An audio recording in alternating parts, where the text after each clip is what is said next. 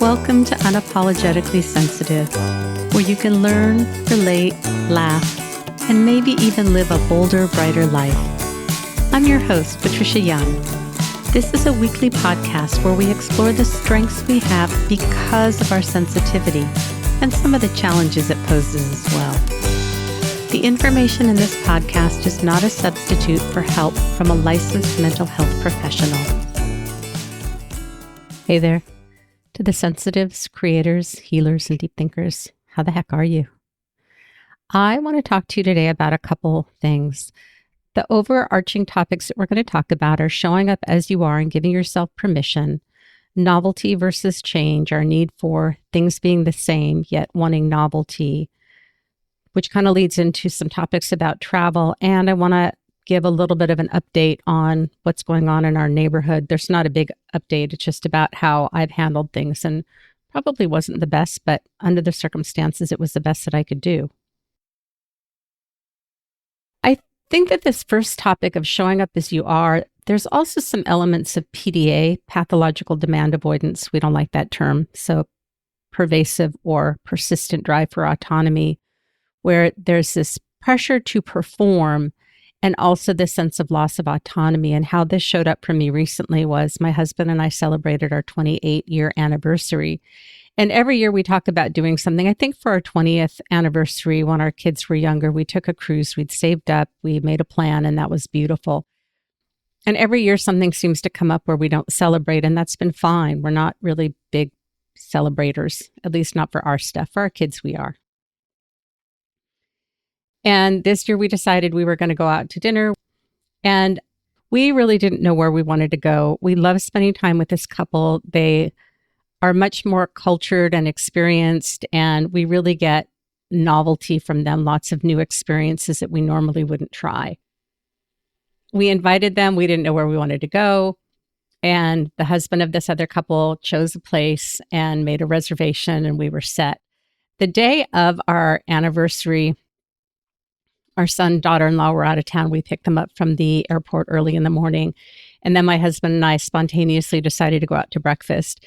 And there was a place that we wanted to go, and the parking was terrible. The line was long. So we went to this other place. It was very less than mediocre. It was really disappointing. And I wanted a decaf latte, an iced latte. They didn't have any decaf. It just was very disappointing. And where my head goes is, this is why we don't celebrate. Is this foreshadowing what this next year is going to look like? And we came home, and I've been very low energy. And I pretty much spent the day as dressed, but on my bed, on my phone. I napped for a little bit. And the longer I didn't do anything, the more disengaged I felt. And I was thinking, I really didn't want to go out to dinner. The day before, I'd had a plan with a friend. And again, I was very low energy. We were going to walk to this coffee shop, and I got to her house. And again, I can't tell, should I push through? Do I not need to push through? And we decided to drive to this place. We walked around a little bit. We got a little treat, and I took her home. And I was really judging myself. I felt very inadequate because I was tired. I wasn't feeling social. It was a pleasant enough outing. I wondered if I should have asked her more questions. I talked about not having energy. She said it was fine. We can show up as we are. I just didn't feel super reassured. And I'm not saying that, it's her job to reassure me. And she was very reassuring, and I just felt very inadequate. And so I was imagining going out with this couple and just having a terrible time and really wanting to cancel.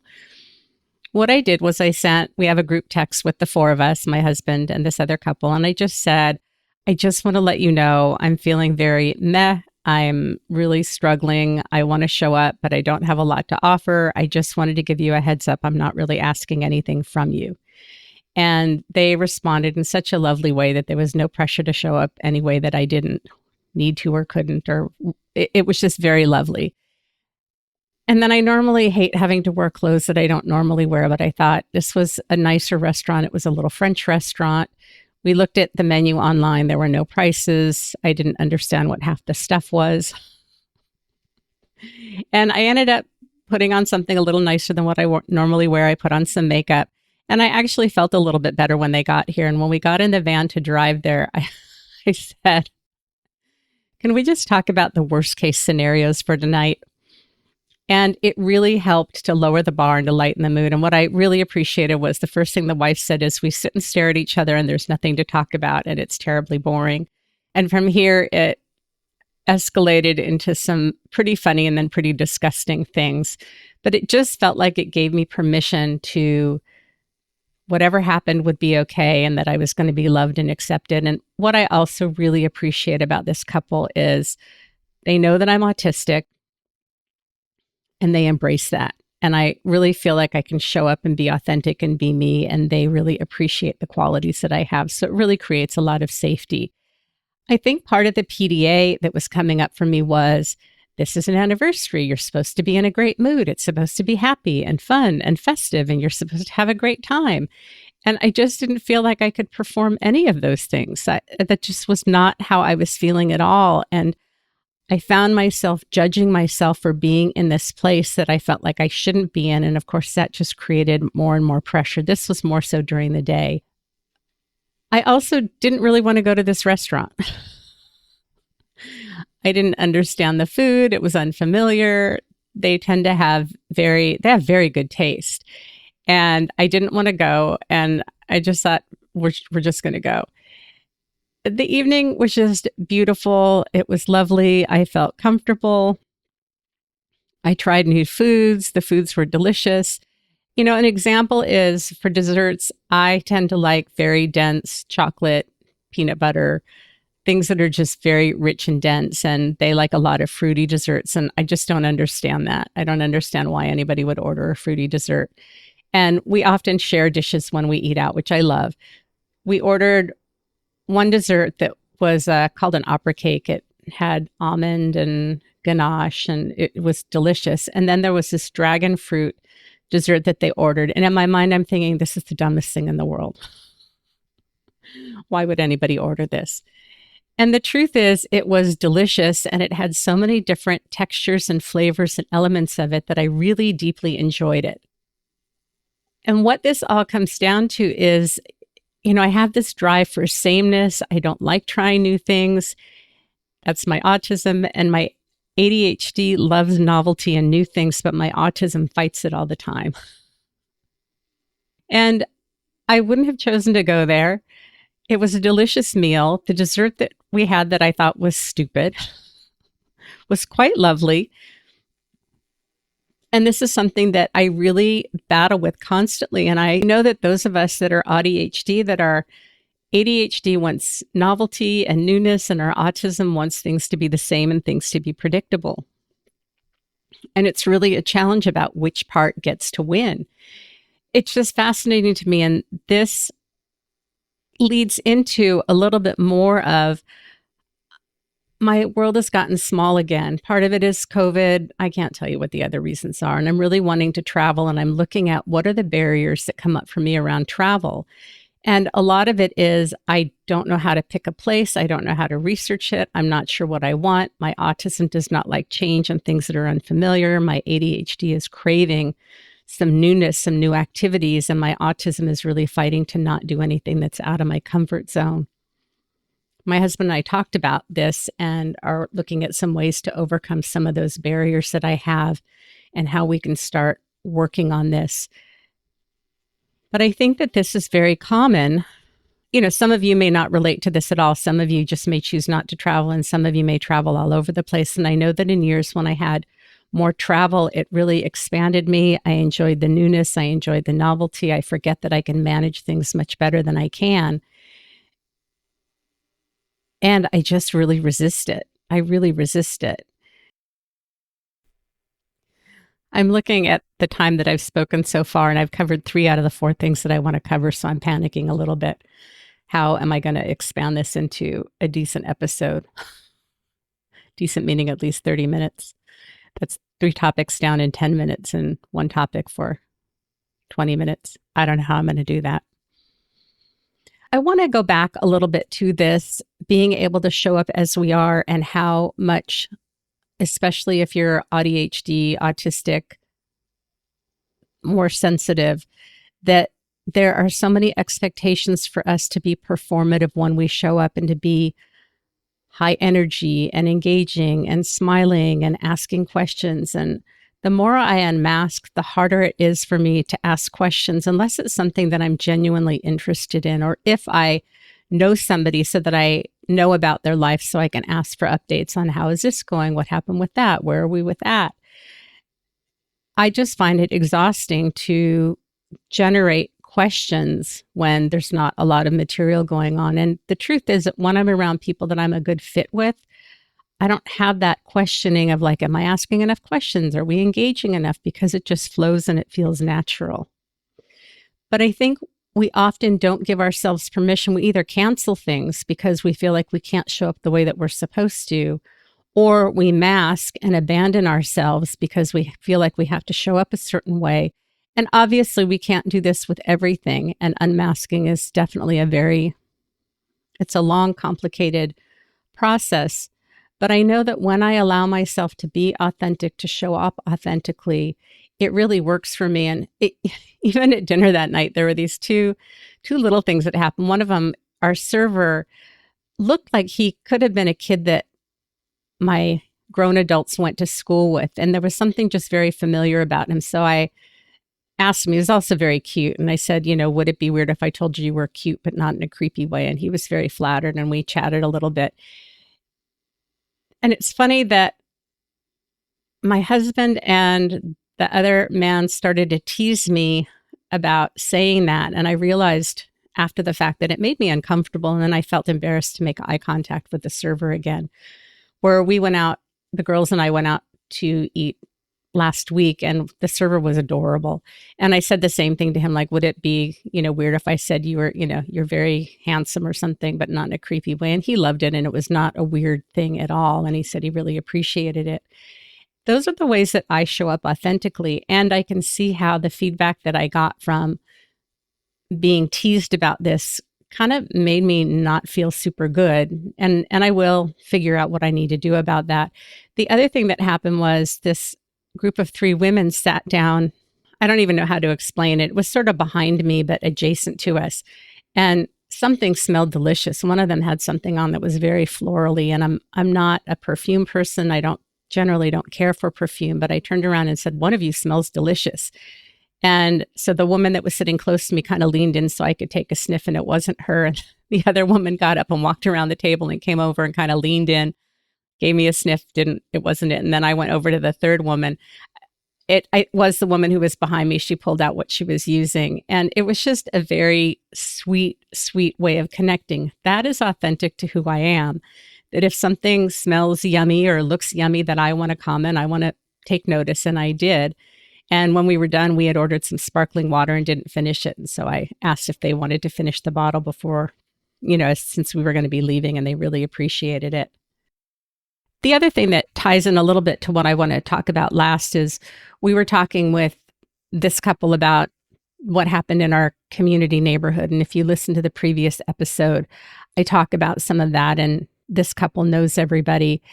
And their feedback was just to let it go and, maybe things will sort themselves out. But what I said is, I don't always take the traditional approach to things. And the way that I handle things is often very, very different than how everybody else does. And they acknowledged that. And they weren't telling us not to say something, but the looping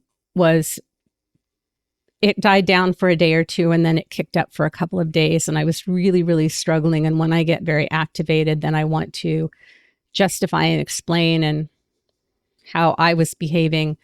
I didn't feel very good about it, but it felt justifiable. So are there ways that you want to handle things that maybe other people say you shouldn't? If you have a good history of handling conflict, if you have lots of broken relationships, you lose jobs, you lose relationships, then maybe that's something to look at. As many relationships as I've lost, I do trust my need to communicate what I need to communicate, whether it's appropriate or not appropriate or right or wrong. But what had happened prior to this is a few times there's somebody that's on the periphery of this group that was aware of what was going on, and nobody responded to the text that my husband sent out. And that felt like rejection to me. And I think I had shared that my birthday was a day or two after my husband sent this text out, and three of the people in this group of five generally acknowledged my birthday. Nobody did. I felt rejected. I felt like I was also being kind of excommunicated from the group. I felt a lot of grief and sadness. And then I flipped into anger. And I was sitting in anger for quite a long time. And so when all this stuff happened, I was probably sitting in more anger than anything else. And one night, my husband was gone. I don't think I shared this. If you've heard this before, oh well. One night, my husband was gone, and I went to walk the dogs, and I ran into the person that's on the periphery and somebody else who's a little closer to the situation. I turned a corner, and they were right there. There was nowhere to go. And one of the people stopped, and I acknowledged them, and then I just kept walking. And my perspective at that time was, my husband sent out this heartfelt message to everybody. Nobody responded. My birthday came and went. Nobody acknowledged it. I felt very disincluded, and I was just going to match that energy. Part of my autism is missing social cues. And I suspect that in my life, in many situations, people have started to distance from me, and I miss the cues because I just keep showing up like, hi, how are you? How are things going? And I'm starting to be more mindful of that and think about what energy is coming in and working on matching that energy. I think we talked about this in a previous episode in a little bit of different terms, but I'm playing tennis and the other person is playing checkers, and I keep showing up like, hey, are you there? Are you there? Are you there? And they're playing a different game. So I just continue to walk on. I think I did talk about this, and we've had a couple more times when we've run into a couple of neighbors and we've just kind of let them do their thing and we haven't really acknowledged them. For me, I was feeling too angry to respond. I felt very hurt, very rejected, and then I flipped into anger. And I can't pretend to not be angry when I'm angry. My OCD was really activated for a number of days. I met with my psychiatrist. We talked about increasing my medication above what we'd done. We made a plan. Then it seemed to subside. And then a few days later, it just kicked up again. For some reason, yesterday and today, I am just not angry. My mind wants to pick up on the looping. And when I catch that, I'm like, thanks, we're not going to go there. And I can redirect that and not get stuck in the looping. But now I'm just kind of curious and wanting to gather information. And I did have some discomfort around the narrative being that now we are being victims and rejecting everybody else. And who knows, because there's been no communication, who knows what's going on with anybody that's involved. But in this place that I'm in currently, I'm not feeling angry. I'm feeling more curious and wanting to kind of data check to see, was it intentional that nobody responded to my birthday? Was it intentional that nobody responded to the text, or did they just need time and space and didn't know how to say that? So I really don't have a sense of what's going to happen moving forward.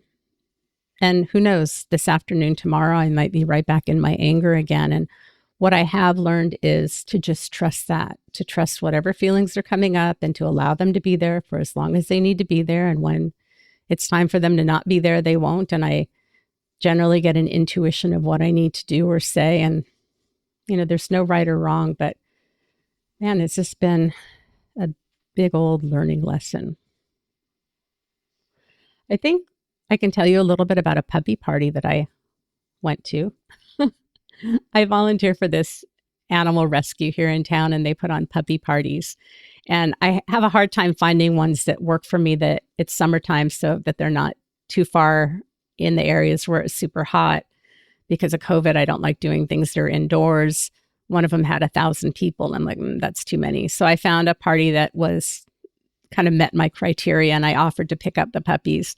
The puppies were about 45 minutes north of where I live and north of the event. So it meant leaving an hour early to get there and then drive south to the event. And then I live south of where the event is, so I wasn't going to drop them back off.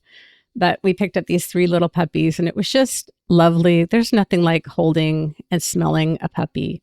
I wasn't aware of this, but I guess puppies' toes smell like Fritos. I do love the smell of puppies. But just being able to hold on to puppies, and obviously we let the people that were at the party interact with the puppies as much as they wanted to, but I just love being with puppies, and it's just so satisfying. And I've looked again at the Humane Society. They weren't taking any applications for July, and now it's August. They say they're not taking anything till October. So I was looking for other dog rescues to see if rescues need someone to come hang out with the dogs. What I would really love is to find people that are fostering puppies and just give them respite care and go hang out with the puppies, because that's just what I love. I think this is the year of hanging out with animals for me. And when I am out walking with somebody and I see a dog, I almost always have to ask if I can say hello to the dog and pet the dog, and just really enjoying animals. I think that's pretty much all I have. I'm kind of surprised. I know this is a short episode. I'm just going to trust that this is fine. I'm hoping that we will get the other podcast, Unapologetically AuDHD, released on the opposite Tuesdays that this podcast comes out. We're still kind of getting settled, and I'm feeling confident that I can do what I want to with this podcast and working with somebody else. Also, I need to say Alex has a lot of chronic illnesses that really impact their ability to show up, to record, and to do things like that. And the same with my fatigue. I'm really struggling with my fatigue. I slept over 9 hours and was going to go to Aquafit this morning, and I just was too tired. I haven't been to Aquafit since last Thursday, and it's Tuesday today. I have been walking the dogs, but my energy is just tanking, and I don't know what that is. If you need to listen to your body, listen to your body. Do what you can. I guess here's another little tidbit. Maybe it'll take about another couple minutes. It's been nice. My son and his wife have been here for a couple of days, and I love the novelty of having them with us. We all enjoy food and new foods and doing things, and it just is a nice infusion of more novelty. And this morning, I told my husband I wanted to go out and get bagels, and the kids were still sleeping, and they usually do their own things. But I texted my son and asked if they wanted to come with us or if they wanted us to bring something back, and they decided to join us. And then my daughter-in-law paid for breakfast, which was totally unexpected. Last night, the kids offered to make smash burgers for us. So they went out and bought all the ingredients for smash burgers, and they cooked, and then we cleaned up. My husband did most of the cleanup. But again, it's just nice to have an infusion of young energy and help and time together and things that are a little bit more out of our routine. And they're just delightful to be around. I'm really grateful that we have the relationship that we do with our kids. All right. I really think that's all I have. Maybe next time I can generate a little bit more content, but this is the best I've got for you today. Remember, sensitivity is nothing to apologize for. It's how your brain is wired. You have a right to be quiet and slow and tired. You have a right to be energetic and talkative and bouncy and stimmy. You have a right to info dump and tell everybody everything that you love. You have a right to want to be quiet and spend time on your own. You have a right to be loud and creative. You are not for everyone, and everyone is not for you, but there are people that are for you. Just trying to figure out who they are and where they are. All right. Have a blessed day.